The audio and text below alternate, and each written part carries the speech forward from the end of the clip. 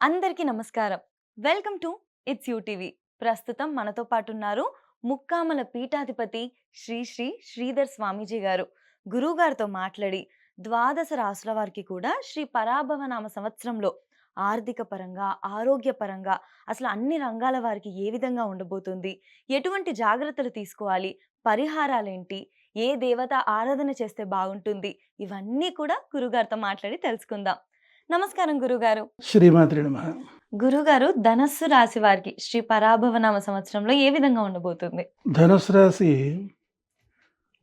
మనం తీసుకున్నట్లయితే గనక మూలా నక్షత్రం 1, 2, 3, 4 పాదాలు, పూర్వాషాఢ 1, 2, 3, 4 పాదాలు, ఉత్తరాషాఢ 1వ పాదం వారు ఈ ధనుసు రాశిలోకి వస్తారు. వీళ్ళకి ఆదాయం 14, వ్యయం 11గా, రాజపూజ్య 5, అవమానం 6గా సూచింపబడుతోంది.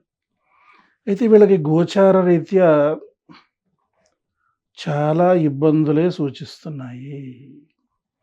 వీళ్ళకి ఆర్థికంగా అనేక సమస్యలు ఎదుర్కోవాల్సిన పరిస్థితి ఉంటుంది. ఆర్థికంగా ఎదుగుదల మాట అట్లుంచి అప్పులు చేయాల్సినటువంటి పరిస్థితి ఉంటుంది. హుహు. వాళ్ళకి ఎట్లా తయారైందంటే పరిస్థితి, ముందుకెళితే నొయ్యి వెనక్కి పెడితే గొయ్యి అన్నట్టు ఉంటుంది. అపకీర్తి కూడా చాలా విపరీతంగా పొందాల్సిన పరిస్థితి ఉంటుంది. అపకీర్తి పాలవుతారు, ధనాదాయంలో ఇబ్బందులుంటాయి, రుణ బాధలుంటాయి, కావలసిన సమయంలో ధనం అందకుండా అయిపోతూ ఉంటుంది. బంధుమిత్ర విరోధం ఉంటుంది. శత్రుస్థానం కూడా బలమైపోతుంది. అప్పటి వరకు మంచిగా మిత్రుడుగా ఉన్నటువంటి వాళ్ళు అప్పటికప్పుడే శత్రువుగా మారేదానికి కూడా అవకాశం ఉంటుంది. ఓకే. అలాగే భార్యాభర్తల మధ్య కూడా తరచు గొడవలు అధికమయ్యేటానికి అవకాశం ఉంటుంది. హ్మ్. ఈ పిల్లల విషయంలో కూడా మానసిక శాంతి ఎదుర్కోవాల్సిన పరిస్థితి ఉంటుంది. హుహు. ఇక తర్వాత రాజకీయ నాయకులు కూడా భయంకరమైన నష్టాలు పొందాల్సిన పరిస్థితి ఉంటుంది. ప్రజలందరూ కూడా బాగా విపరీతంగా వ్యతిరేకించి హ్మ్. దూరం పెంచుకునే దానికి కూడా అవకాశం ఉంటుంది. ఓకే. వీళ్ళకి కోపం కూడా అధికమైపోతుంది ఈ సమయంలో. ఆ కోపం వల్ల అందరినీ కూడా దూరం చేసుకుంటారు. హ్మ్. తర్వాత అందరి వల్ల కూడా వీళ్ళకి అంటే నావాడు అనుకున్నవాడు అందరూ కూడా పరాయివాడు అయిపోతుంటారు. హుహు. తర్వాత వ్యాపార రంగంలో కూడా లాభసాటిగా ఉండదు. హ్మ్. వ్యాపారం చాలా బాగుందని అనుకున్నప్పటికీ చివరాఖరి లెక్కలు చూసుకుంటే నష్టమే కనపడుతుంది. ఓకే. అలాంటి దుస్థితి కనపడుతోంది. ఇక నూతన వ్యాపారాలు అసలు ముట్టుకోకుండా ఉండడం అనేది అన్ని విధాలుగాను మంచిది. హ్మ్. అలాగే విదేశాలకు వెళ్ళేటువంటి ప్రయత్నాలు వాయిదా వేసుకోవడం కూడా చాలా మంచిది. ఓకే గురుగారు. ఎందుకంటే విదేశాల్లో మనకేదో ఉంది అని ఇక్కడి నుంచి కనపడినా అక్కడికి వెళితే శూన్యం అవుతుంది. హ్మ్. ఇక తర్వాత అలాగే విద్యార్థుల విషయంలో కూడా వచ్చేసరికి చాలా కష్టపడి చదవాలి. కష్టపడి చదివినా కూడా మరి ఉత్తీర్ణత సాధించడం అనేది చాలా కష్టంగా కనపడుతోంది. హ్మ్. ఇక అదేవిధంగా ప్లేస్‌మెంట్స్ విషయంలో కూడా సాధించలేనటువంటి దుస్థితి కనపడుతోంది. హ్మ్. ఇక ఈ యొక్క ఉద్యోగస్తులు కూడా ఉద్యోగ నష్టాలు కూడా అంటే ఉద్యోగాన్ని కూడా పోగొట్టుకునేటువంటి పరిస్థితి కనపడుతోందనమాట. ఓకే. అంచేత ఇక సినీ రంగం తీసుకుంటే వచ్చిన ఆఫర్స్ కూడా వెనక్కి వెళ్ళిపోయేదానికి అవకాశం కూడా అధికంగా ఉంది. హుహు. ఇక వ్యాపారస్తుల దగ్గరకొచ్చేసరికి క్రయ విక్రయాలు రెండిట్లోనూ కూడా నష్టమే ఉంటుంది. ఆహా! ఇక వ్యవసాయదారుల దగ్గరకొస్తే 2 పంటలు కూడా నష్టపోతారు. అందుచేత చాలా జాగ్రత్తగా వృశ్చిక రాశి వారు ఆచితూచి వ్యవహరించాలి. కోపం తగ్గించుకోవాలి. ప్రశాంతంగా ఉండాలి. మౌనం వహించడం అన్ని విధాలుగాను మంచిది. తర్వాత అదేవిధంగా ప్రధానంగా దేవాలయ సందర్శనము. హ్మ్. అంటే శని ప్రభావం ఉంది వీళ్ళకి. అర్ధాష్టమ శని. దక్షిణ కాళీ మంత్రం జపం చేసుకోవడం. ధూమావతి, చిన్నమస్త, మానస, హ్మ్. తార మహామంత్రాలు కూడా రోజు జపం చేసుకోవడం ద్వారా ఉపశమనాన్ని హ్మ్. పొందేదానికి అవకాశం ఉంటుంది.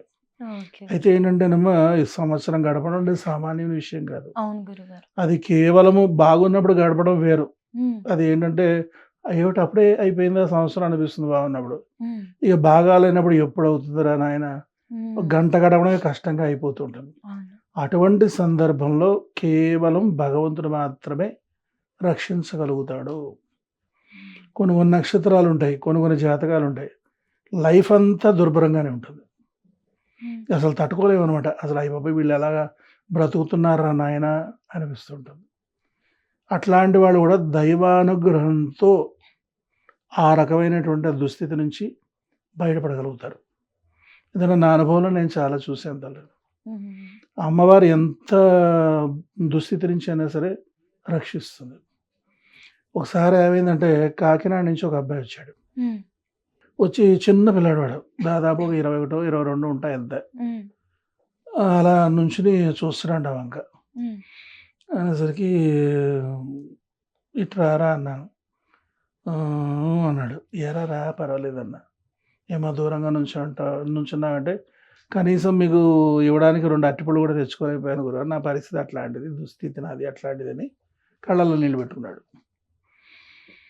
అదేం పర్వాలేదురా కూర్చో అని చెప్పి కూర్చొని అక్షంతలు వేసి ఆశీర్వదించి బాగుంటాలని అన్న ఏం కంగారు పడకు అని చెప్పి ఏం చేసుకోమంటారు గురువు గారు అంటే ముందు ఆ మానసాదేవి పాలాభిషేకం చేయించుకో అని చెప్తే వారానికి వచ్చాడు. పాలాభిషేకం చేయించేసుకున్నాడు. ఇంకేం చేసుకోమంటారు? నాగప్రతిష్ఠ చేసుకో. మళ్ళా వారానికి వచ్చాడు. నాగప్రతిష్ఠ చేయించుకున్నాడు. ఇంకేం చేయాలి గురుగారు? కాలసర్వదోషం పూర్ణశాంతి చేయించుకో. పూర్ణశాంతి చేయించేసుకున్నాడు. జాతకంలో గ్రహ దోషాలు పూర్ణశాంతులు చేయించుకోవాలి. మళ్ళీ వారం నుంచి మళ్ళీ అవి చేయించేసుకున్నాడు.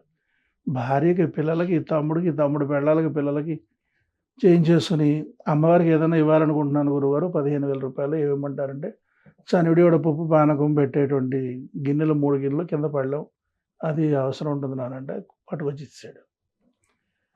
మళ్ళా తర్వాత మా జరతకారు దేవాలయం ప్రతిష్ఠ జరిగేటప్పుడు సువర్ణ యంత్రం ఇచ్చాడు. సంతాన నాగేంద్ర ప్రతిష్ఠ చేశాడు. అప్పుడు నాకు డౌట్ వచ్చింది. ఏరా నీకు తాంబూలం పట్టురావడానికి డబ్బులు లేవన్నావు కదా, నువ్వు ఈ ప్రకారంగా అన్నీ చేసుకుంటూ వెళ్ళిపోతున్నావు. నిజం చెప్పు, పిచ్చి పిచ్చి వేషాలు ఏమి వేయట్లేదు కదా, అప్పులు చేసి ఏం తెచ్చేయట్లేదు కదా, ఎవరిని మోసపుచ్చట్లేదు కదా. లేదు గురువుగారు, మీరు ఏదైతే చెబుతున్నారో దానికి తగ్గ డబ్బు నాకు వచ్చేస్తుందండి. నేను అన్ని కార్యక్రమాలను పాల్గొగలుగుతాను, నాకు ఆనందంగా ఉంది గురువుగారు. ఏది చెప్పినా ముందు నాకే చెప్పాడు గురువుగారు అంటాడు. అసలుకి ఆ పిల్లాడు తాంబూలానికి కూడా 2 అరటిపళ్ళు, 2 తమలపాకులు, 2 వక్కలు పెట్టడానికి కూడా డబ్బు లేదన్నటువంటి పిల్లాడు ముక్కమల మానసాదేవిని, దశమహావిద్యల్ని విశ్వసించి వాళ్ళని ఆరాధించుకుంటూ ఈరోజు దాదాపుగా 15-20 లక్షల రూపాయలు డొనేషన్ ఇచ్చాడు. 2 అరటిపండ్లు లేవు అన్న దగ్గర నుంచి అంత స్థాయికి ఇట్లా పిల్లకాయలు చాలా మంది ఉన్నారు. ఇట్లాంటి పిల్లలు చాలా మంది ఉన్నారు. నేను అందుకే నేను త్రికరణ శుద్ధిగా చెప్తాను. మీరు ఏ వద్దురా, ముక్కాములు వచ్చేయండి ఒకసారి, గోదావరిలో స్నానం చేసి శివలింగాలకి, నాగులకి అభిషేకం చేసుకుని బాలనాగ త్రిపుర సుందరి అమ్మవారికి, మానసాదేవికి, నవగ్రహాలకి, జరత్కారుకి 108 ప్రదక్షిణాలు చేసుకుని ఒక్క పాలాభిషేకం చేసుకున్నారండి, మీ లైఫ్లో టర్నింగ్ పాయింట్ అనేది కనబడపోతే నన్ను అడగండి. అంత సత్యము ముక్కామల మహాక్షేత్రంలో ఉంది.